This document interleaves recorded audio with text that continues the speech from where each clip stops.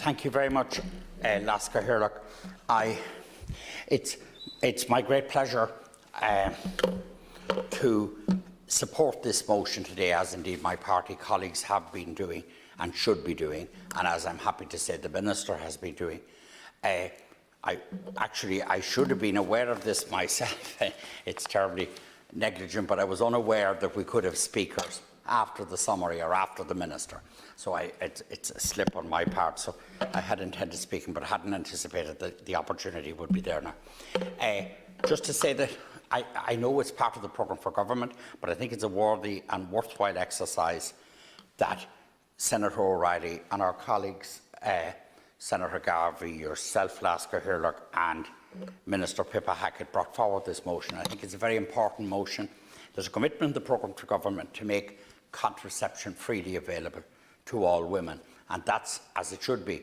But the motion is also timely and important to give impetus and strong support and public support, and to leave, if you like, the government on notice that it's a commitment that has to be honoured and that you are insisting that it be honoured. And I think that's a worthwhile exercise and very much part of how the democratic system works and how our parliamentary system works. I think the principle that all women would have free access to free contraception is a good one on a number of levels. It gets rid of the inequality on the income level, and that's a form of inequality. It also deals with situations where people are in very, very barbarous and difficult and horrendous and medieval relationships, and where they mightn't have a proper supportive partner, or they mightn't have somebody who would support them in accessing contraception, and they could be the victims of domestic bullying or domestic violence or a combination thereof, and not have access in a situation where they had to buy contraception or purchase contraception. And I think that's an important dimension, in my view, a very, very important dimension. Tragically, not all relationships and not all situations are as they should be. So I think it copes with that particular scenario. It copes with the scenario where there's an inequality of income, and there should be no issue there, and people who are impoverished in long-term poverty, long-term unemployment, and all that. So, and it should be across the board. It's very much a woman's right, and it should be in a civilised and modern society that can do it and can afford it. And in many ways too, it could be seen as an act of atonement to women for years of it being wrongly the other way. For want of better English, the weight of injustice was so great for so many years in the opposite direction, that it would be an exercise in atonement, or a sort of almost a public apology with a practical support. And that's another reason to do it.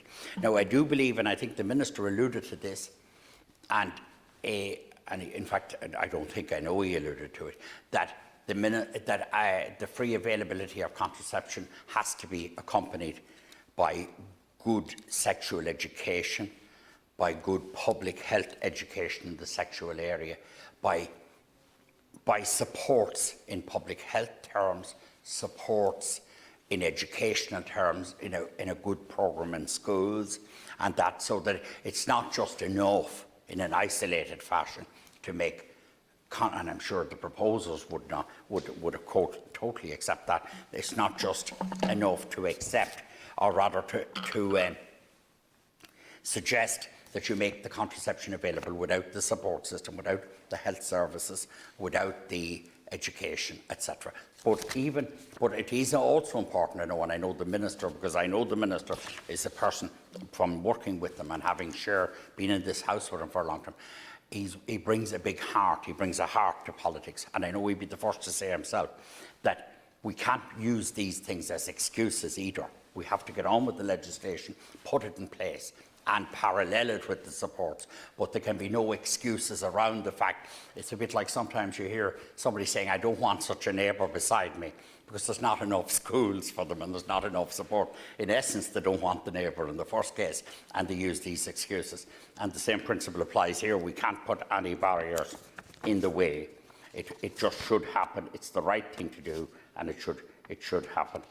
I think they're the substantive points that I would want to make. I think, in summary, I suppose, I think sex education in our schools, or sexual education, whatever the correct terminology is in our schools, is crucial. I think people should be educated in relationships, should be educated in mutual respect, support, the mutual respect and the integrity of the other individual, and all of that. I think a good programme in our schools is a sine qua non.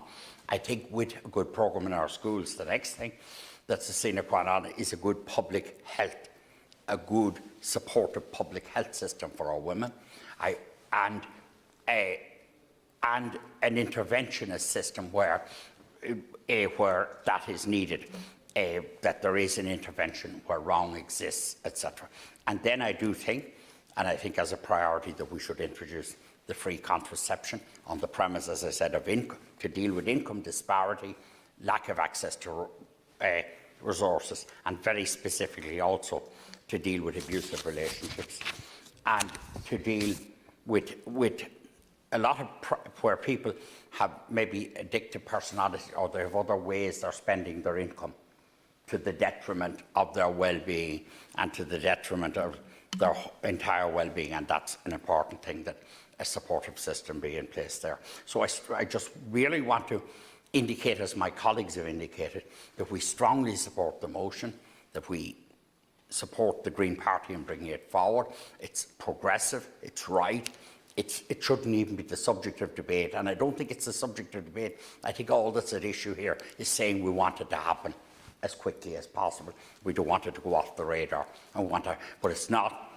It doesn't give rise to any cleavages or any disagreement, and I couldn't imagine anyone would either, as I described the Minister as a man with heart earlier, and I genuinely know he is, but I don't think anyone with either a heart or a mind or a combination thereof could possibly oppose this motion.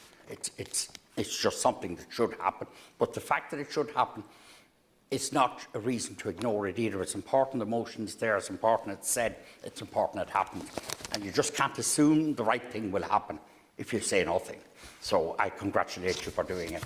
It's an excellent motion, and I'm happy to finish. And just to indicate, and that's my main prerogative, or my main objective, is to indicate that there's a very universal support in the Fine Gael group for this, and that and that emerged at our group meetings and everywhere else. There's nothing but enthusiastic support in our group. Thank you.